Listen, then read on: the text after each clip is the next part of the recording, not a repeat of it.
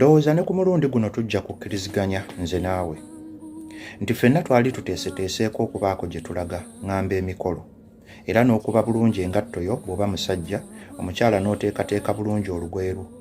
Naye bw'omala okwambala bw'oti oba toyagala yadde okutuula ku ppikipiki eddugala oba takisi eddugala oba oyagala otuuke nga tewali yadde akabi konna oba akacaafu konna akakutuuseeko kubanga oba weeteekerateekera lugendo.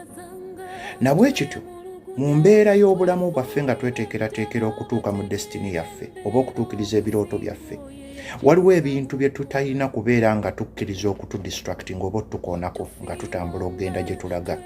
Tokkiriza kintu kyonna kudistractinga mu lugendo lwo kubanga kijja kuba nga agudde mu kinnya olemererwa okutuuka mu budde gy'olina okutuuka. Ebintu ebimu osobola obyesonyiwa, osobola okugumiikiriza emyaka 2, osobola okugumiikiriza paka lw'onaatuuka, ebisigadde onoobisanga. Nze mmanyi otegedde. Tokkiriza weewala ebintu ebikudistractinga byerekereze kubanga bw'onooyagala obbikwasaganya ojja kubanga olwisa okutuuka w'olina okutuuka. Mukama akunkuumire. One love. Beera bulungi.